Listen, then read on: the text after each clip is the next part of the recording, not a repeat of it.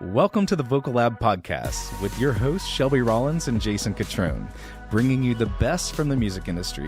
Get ready for first-class conversations packed with exclusive techniques and transformative insights, all designed to help you reach your top note. Hi, Jason. Hi, Shelby. How's it going? That's great. How are you? Listen how low my voice is today. It is very low. You sound like you're a radio announcer. You're about to announce the next smooth jam. Oh, here on like 101 adult contemporary light radio. Jazz. For me in my hometown, it was sunny 98.5. California's. Sunny 98.5. I forget what mine was. It was in Lexington. That was the network that Delilah. I think it was on. 92.9 in Lexington. Was it 92.9? I forget the call letters though. But Delilah was on there for sure. Gosh, I wish we could have Delilah on the show. We have talked about this on this I know. show. She keeps coming up. We literally talked about Delilah once. She keeps coming up. Anyway, didn't you tell me she had like 20 kids? Yeah, something like that. Maybe not that many. She got a lot. Because Jason has his laptop out today. I asked him a few minutes ago, why do you have your laptop out? 15. I feel like every podcaster... 15 kids? 15. I wasn't that far off. Including biological and adopted. Wowza. I feel like every podcaster has a computer out almost. Not every. A lot of them sit. Yeah, maybe for like quick reference. Yeah. That's why we have Carlos though. Yeah. Carlos, Google this. Yeah. Anyway, no, I liked your smooth jazz radio voice. That's what I was starting to say. Thank you. You're welcome. That was a long intro about my smooth jazz. Kind of relevant to our topic of conversation today. Smooth jazz or my voice? Just the voice and like the nuance of your sound. I do have a smooth sound. You do. But it's, I hear it when you speak as well. It does come through. Yeah. So that's a great thing to throw out there, I think. Do you like it when an artist sounds really close to how they talk? Yep. Sure do. Too. I do Love too. it. Couldn't get enough. Love that. I agree. And as a coach, like we actually clue into that really quickly. Yeah. Like just hearing people talk, even in restaurants or in a mall, wherever, sometimes I'll be like, what was that voice? Yeah. Or someone starts talking to me, these little characteristics will, little flags go up, you know? And you think, man, I'd love to hear them sing. And then conversely, when someone is singing, you're also, able to sometimes go. like, I wish you'd shut up. No, I'm kidding. But when you hear somebody sing, sometimes you very quickly can be like, that's how, I can totally tell that's how you talk or how you're not singing the way that you speak. So you can kind of clue into that authenticity factor pretty easily. So this is our grand topic today. Which is?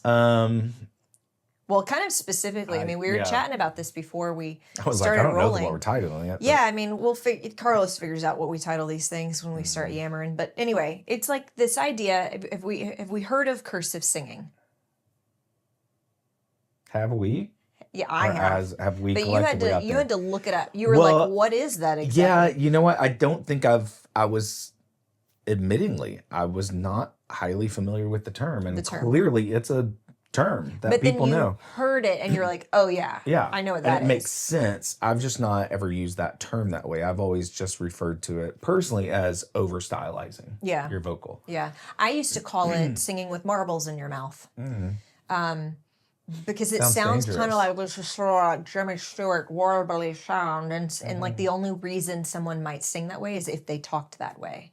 But nobody, so like Jimmy Stewart, it would make sense. Jimmy Stewart can cursive sing all day long. I bet it'd be really cool. Yeah, well, may he rest in peace. Especially since he's But anyway, so yeah, that's interesting. He's one of the few people I know who talks like that. Yeah, I don't think I've ever really heard anybody else who does. Yeah, it was very unique to him. Well, do we know? Is that just how he always talked, or did he start doing that? I don't know. Cursive talking. Maybe we asked the internet, but out of a style. Yeah. But now you hear it, especially in pop music, especially in females. You hear this trend of cursive singing, which, read us the defension. You looked it up. Okay. What's the definition of cursive singing? Would you say cursive singing is the same as over stylizing your twang in country with all the diphthongs and all the hars? Yeah, I would say that's probably a fair it's kind of how comparison. It comes out in country, right? Yeah. So is Reba kind of Well, Reba talks like that though. Yeah, there we go. There's when he talks like that.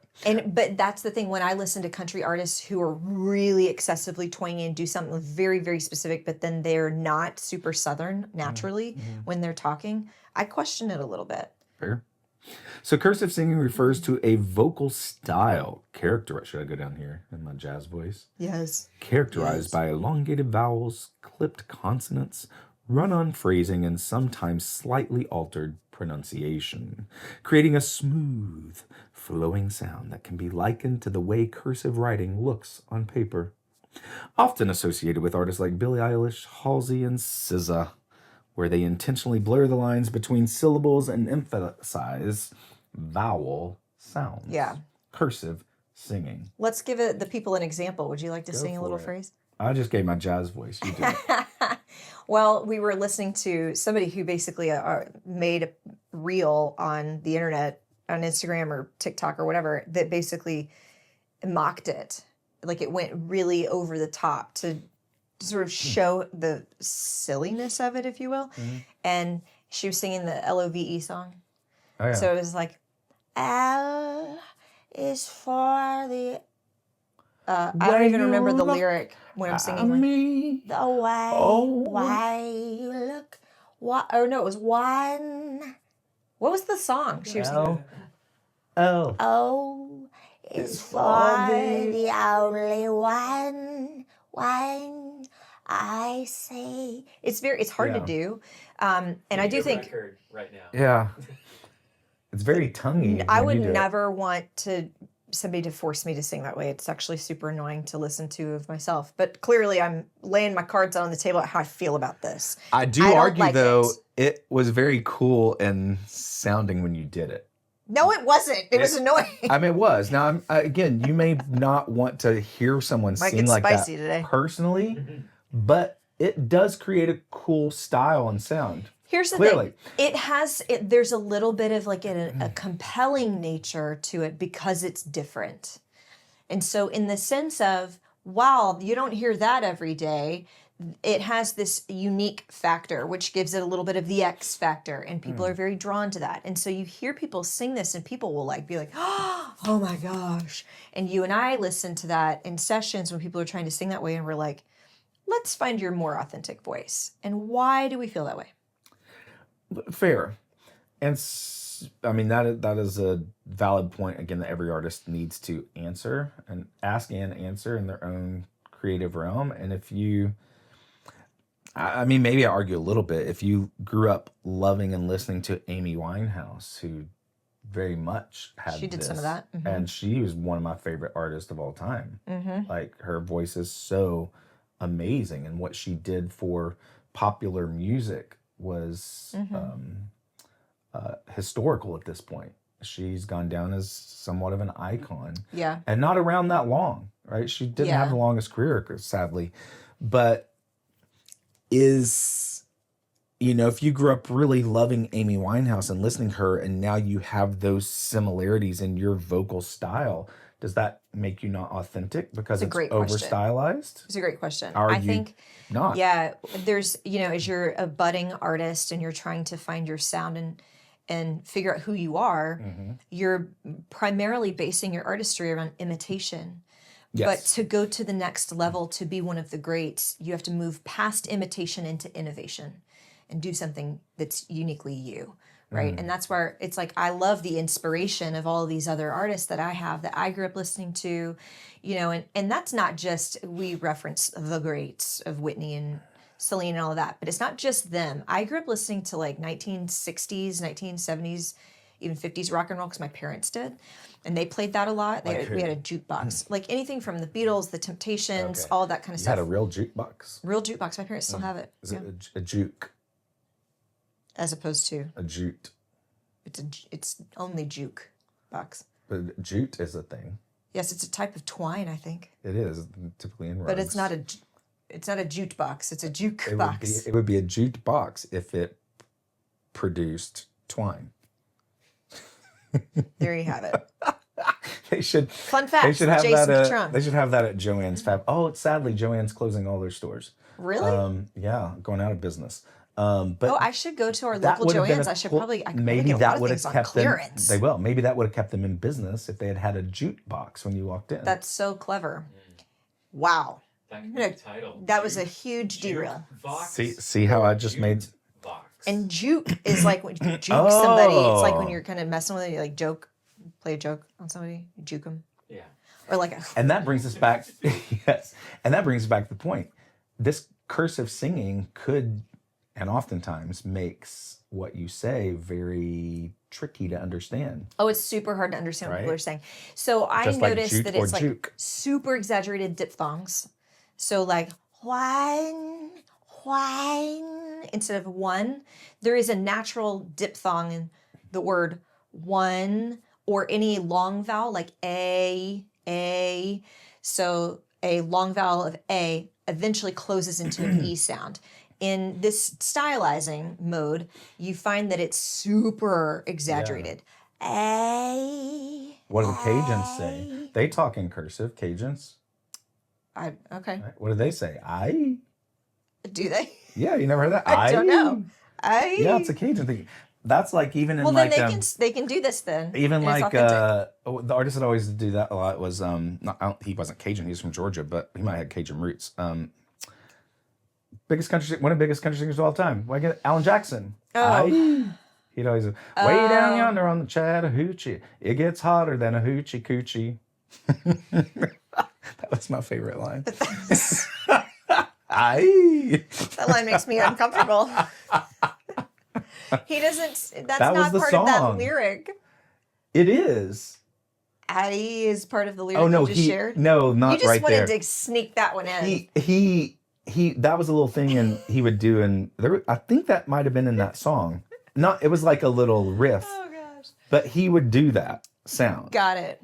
But Now I again to know. the point, you think about how funny that is. All these little kids in the when was it like a 90s song singing Yeah. that about singing hoochie coochie. Yeah. Man, again, another big derail. Let's bring this back Yeah. in. Okay, so the Derails are question fun would though be, unless it's an actual train. if somebody is very true, if somebody is starting to go down this path of singing kind of like that, it's a very trendy thing to do right now, especially in pop music, again for women especially. How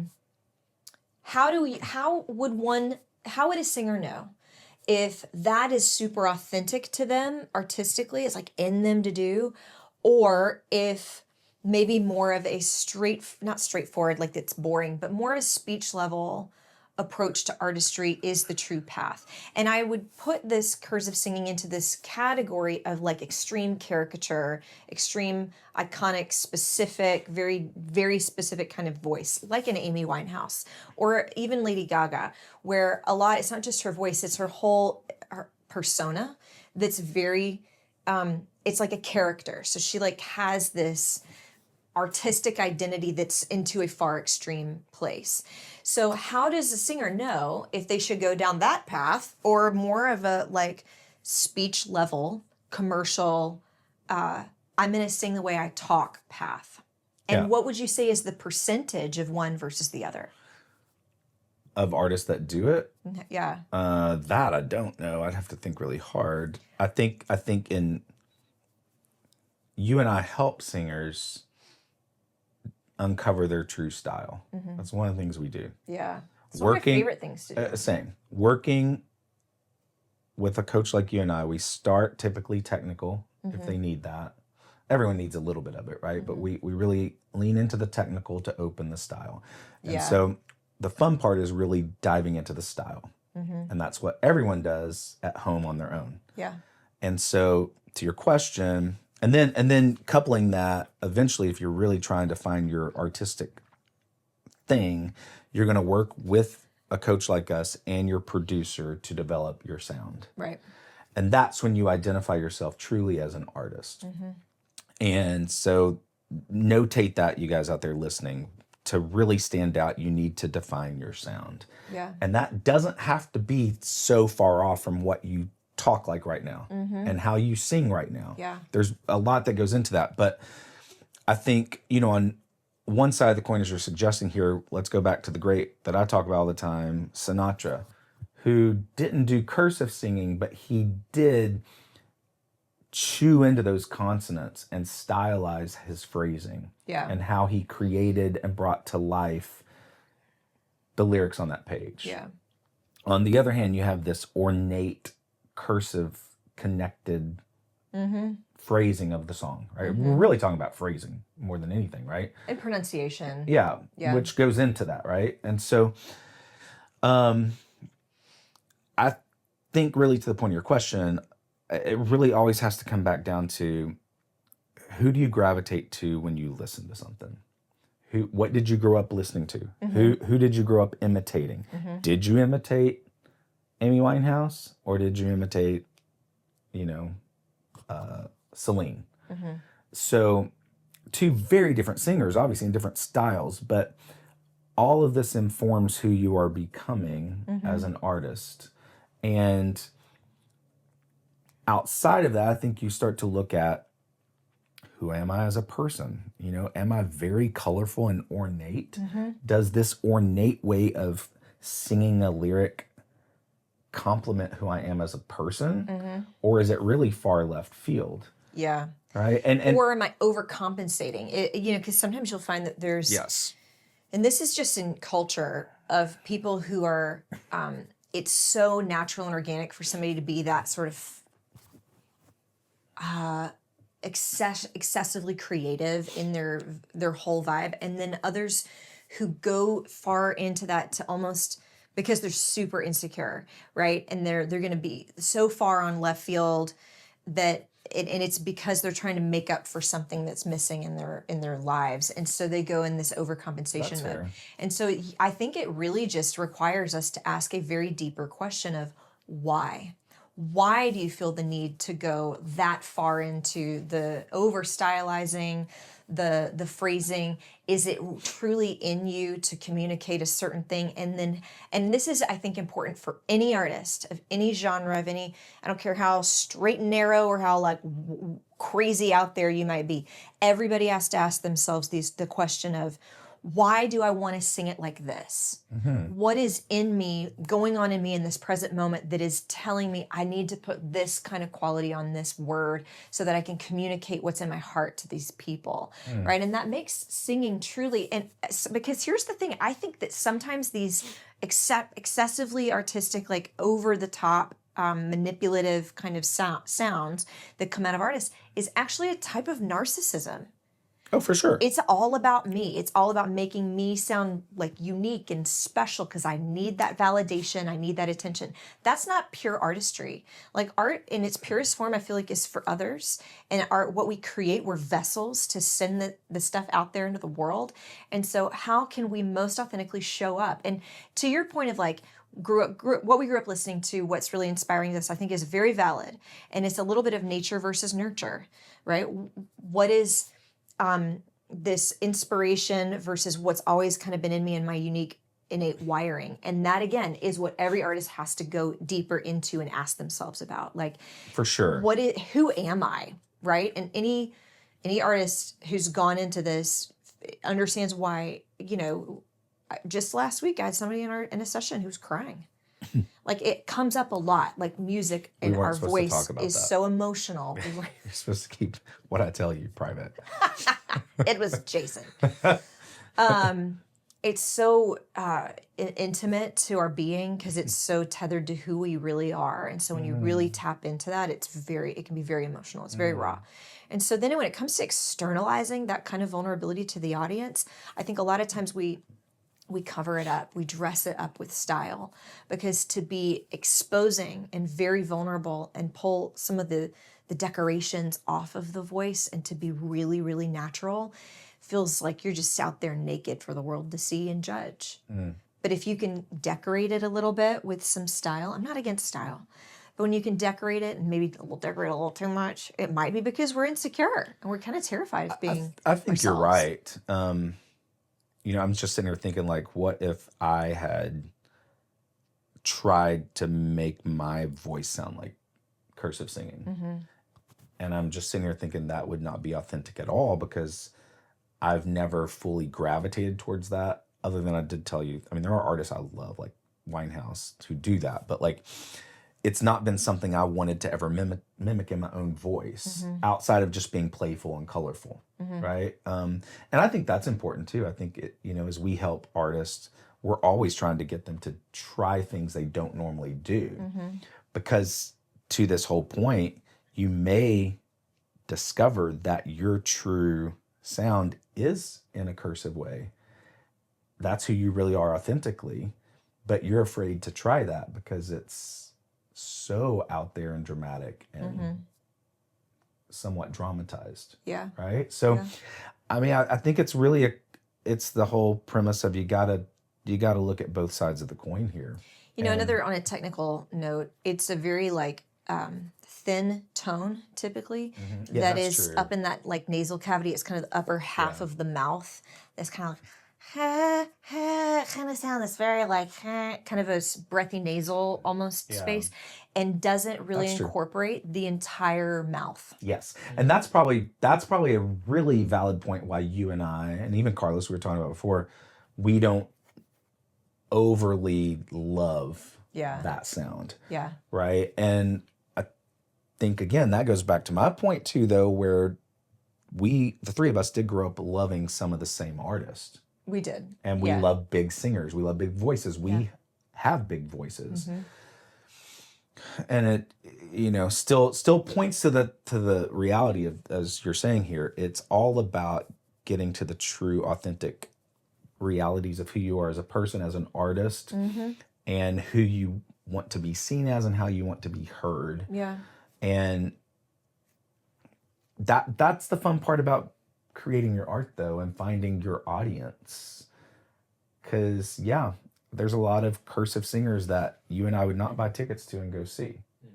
True. We will work with them, and we will help bring out more of that, and we will help develop more of their vocal even, right? Because, again, we operate from a premise to use your full voice, or understand your full capacity of your voice.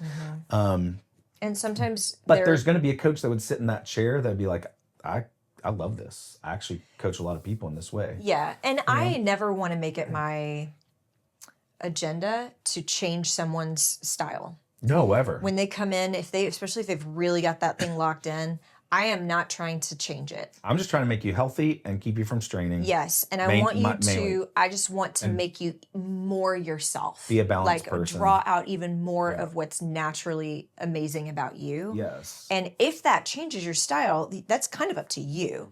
But I do think that it should not change something so much as just elevate and fill it out, fill in the gaps a little bit, right?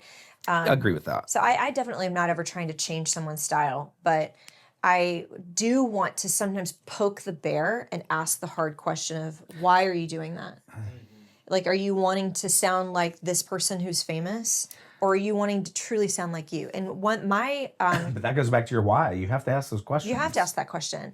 And I think even a singer who's not doing the cursive singing has to ask those questions. Everybody does. I think it's just a little bit more like I'm poking at that genre, that style right now, because it's trendy, because it's very I see it happen where there's like a flash in the pan kind of one hit wonder song that trends, and it's, trending on iTunes or charting or something like that, and then it's kind of gone. You never really remember that singer. You kind of remember the song a little bit, or you don't. Because it all sounds the same right now. That's the thing that I kind of get irritated by, is all of that stuff sounds the same. It does create similarities. And so there's nothing very interesting and new about it anymore. It was kind of cool the first time I heard it. I'm like, wow, that's interesting. That's very different. And now it's like, oh, let me just copy and paste so that I can be famous like her. And that's where I've got beef with that. And I think for most people, a good rule of thumb, a good starting out point, even if you're going to end up going into that more extreme style, is start with your speaking voice. Yes. Because you need to like that. You need to love your pure, unadulterated voice that's kind of raw and naked without all the style bells and whistles. Yeah. So whether you're doing runs and crazy stuff, or you're doing lots of that cursive singing, get comfortable with the way your voice sounds, because you need to love the way that your voice sounds and not wish it were different. Totally. It's that vulnerable authenticity again, absolutely, that you always go back to. For most people, I would argue, for most singers, their most authentic sound is that plus maybe 10 to 15% embellishment. Oh, okay. I can ride with that. And that might, and whatever your embellishment is, might take the form of more cursive, might take the form of more like runs like Tori Kelly. It might have a different sort of lean. That's the And goal. that's cool. You just hit the gold mine. You Yes, gave I it. You did. gave it a percentage that makes sense. Find your true, authentic speaking, singing vocal, right? Which will Yeah. be commercial at its core, Yeah. and then embellish 15%. I love that because that's going to also tell you if it's too much. And Yeah, because more than that is a little too too much. much. It's distracting. And- Less than that is a little boring. And caveat, you can still go way over if you want. Yeah, And yeah. and create a persona out of that. That is one thing I love can. about Lady Gaga. She is so over the top in everything. Yeah, and it's working even for when some she people. sings with Tony Bennett, there are things that I'm like, that is so cool how she does that. I would never choose to creatively do that. Right. But it works for her. Yeah. Right. And so, yeah, that's really cool. That's money right there. That is money. Can I chime in from the producer? Should position? Yeah, Yes. please do. Chime, Carlos. I think. Ding. Yeah, I should add that. You should. That's a good little Yeah. segment. I Carlos think- says. Yeah, there's a ding when Carlos chimes in. Carlos chimes in with his dinger. New idea. Oh, gosh. Oh my gosh. Vocal lab dinger. We can put it on t-shirts. Bumper stickers.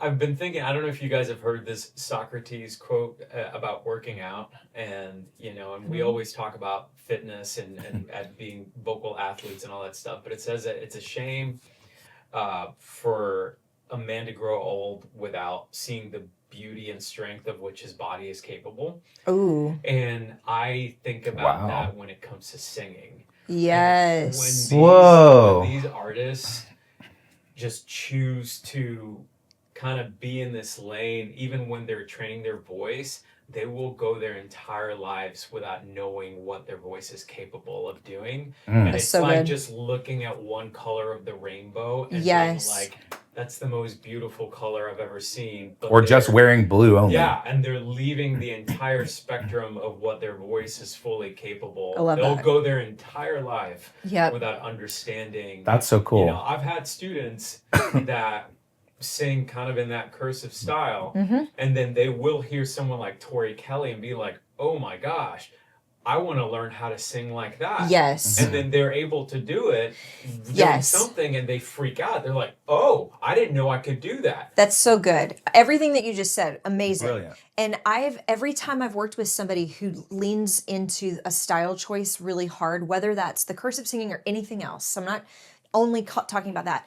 They always will end up saying, yeah, I do wish that I could do X, Y, Z. Yeah, for sure. But they can't, and that's why they default to this. And I did that. Maybe that's also why All I'm of us did. We freaking all passionate did. about that. Yes, I think it's human nature, right? If we don't have one skill set, then and we don't know how to get it, and we feel like maybe it's out of reach for us, then we'll probably double down on something else. 100%. And the reason we all three are standing on this soapbox a little bit is because we had the same coach who Yep. pulled all these things out of us and sure. forced us in a way. We didn't have to keep going, but we were curious. We liked it, and we saw we got excited when a little something new happened with our voice, and then this thing grew, and then we started doing this, and completely started to transform our Yeah. understanding of our voice and how all the things we could do with it. Yeah, On that side of it, there's nothing more fun, and it's totally. crazy cool. And we still, to all you singers out there who are afraid of playing around with your style or having someone help you with that, we still sing like we sang before that. We Yes, just have but more better. but better. Yeah. Yeah, it's really crazy. That's the thing. Because that point, like a contrarian opinion might say, man, if you can do a million things, then how would you know what to do? And that's where the inner work is of figuring out what's going on the inside of you. And when you're singing a song, what is that song saying to you that you feel like you need to communicate? And that then kind of helps us to make room for that decision. But it doesn't make me, just because I can sing like big notes and songs like what Whitney can sing, which there was never what I could have done prior to my training. I never now you could can. do that. Now I can. I and remember Brett always sitting in would a- say, he would say you'd hear something, you'd be like, wow, I would have never thought to do that, but maybe now I might. And it's sort of just taking that choice and putting it into your bag of tricks. But to your point, I don't now sing in a like totally different voice or genre. But I have so much more control over what I did, so much more authenticity and conviction about the choices that I make. Yeah. I think one thing that pains me a lot with clients I work with is when I'm able to do what they're wanting to do, and I see the frustration, like I'm demonstrating for them, right? What one of their songs or something they're trying to do, and I'm able to do it, and I see the frustration in their voice, that or in their inability in that moment, right, to do it. That pains me a little bit. Obviously, we work to find it, and in most cases we do, but you know, for every one artist that comes in and sees us in a session, there are thousands that never do it. And they just, again, settle for what they have. Yeah. I actually remember, Shelby, being in a session with you and Brett in a training session one day where he was trying to get you to sing a Celine song. And you were a little intimidated at first. I'm sure I was. You're like, I can't do this. And he looked at me and said, Jason, do it. I did it. It gave you courage to be able to do it, and you did it. This feels like an opportunity for you to just tell a great story about you. I took that bait.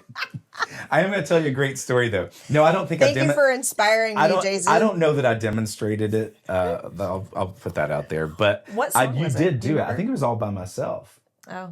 I think that's what it was. But it was really cool, that session. I remember watching it, and you did it, and like then the joy and the excitement and the next level of confidence that started to go into you, right? Yeah. That seed was planted there. It was so cool. A fun story for you guys, though. Carlos talking about the colors of the rainbow and just picking one. My good friend Rolf from Norway, he grew up, he's a fantastic musician. He can shred a guitar. He grew up, and the reason he's a great guitar player is because his mom only liked pink. Wow. Their house was pink. Oh, the color. I thought you meant the artist. The color. Who's a fantastic singer, actually. Everything in their house was pink. Okay. Everything. Wow. Their piano was pink. The carpet was pink. The walls were pink. His bedroom was pink. His clothes that he wore to school were always pink. This is Rolf? Yeah. Their car was pink. Everything apparently was pink. Oh, my. So he gravitated towards the guitar because it was not pink, and became a go in his pink room and play guitar. To this day, he hates the color pink, and I understand it. But he's not going to grab that color. But it's a real life story of someone I know who was forced to like one thing, but chose to get outside those confines to become a great musician. Probably felt guitarist. like it was too narrow of a path. Totally. I also am sitting here thinking, because you've brought it up a few times, that just a question to you in your coaching. Have you ever made someone sing naked? You keep talking about people having to be naked. Yeah, she said it 3 times. I said your naked, unadulterated voice. Yeah, okay, but this is a fair question. Have you ever made anyone sing naked? No, I think I should go to jail if I were doing that. Okay. That sounds very, very wrong. I have a friend who, I'm not going to name a name, very successful artist, who in his lane, who likes to record vocals in the booth naked. He feels like actually naked. He feels like he gets a better vocal. Oh my God. That's a true story. I would hate to be his producer. Also, I Googled while we were here, so maybe this is a future podcast. No, we should be on this podcast. I was curious. I was just sitting here thinking, because you dropped that word like 3 times. I'm like, okay, what's going on here? And I was like, we're not going to film an episode I naked. was like, well, we're not doing that. I was curious, is there or are there any naked podcasts? And there are several. Oh my. Yeah, oh my. There are several. And look what I found here. The Naked podcast, the actual one that has the name, is hosted by Jenny Els and Kat Harburn.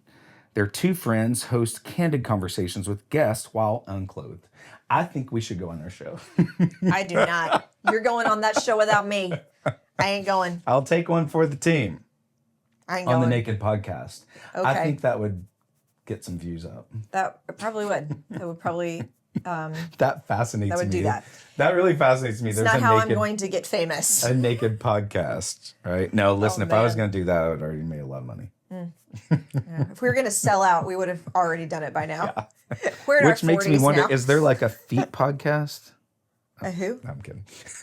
What'd you call it? Feet A podcast. feet You know there podcast. is. Probably. You know there is, where they just show people's feet. Do they talk? But Yeah, you they just talk, see but their they show feet? their feet and you wiggle them and you like. Oh no. No. I feel like we should probably wrap this and Probably should. go We're repent. fulfilling the law of diminishing returns at this point. But hey, this makes it fun in my world. We're It's talking usually cursive. yes. Carlos wins for the Brings best it back. point of the day. So let's just Let's re-quote put- Socrates, and that was a brilliant quote. That was a brilliant quote. Close us out with that, Carlos, and we'll put an exclamation point on this. Say it one more time. It is a shame for any man to grow old without truly being able to see the strength that his body or something like that. Anyway, bye. Okay. We'll Google it. Maybe we'll stick it in the show I was notes. like, dang it, he's closed his computer. I don't think he knows it verbatim. Thanks for tuning in to the Vocal Lab podcast. Ready to join the top ranks of the music industry? Don't forget to follow and subscribe for more first-class conversations that make the extraordinary your new ordinary. Until next time, keep striving for your top note.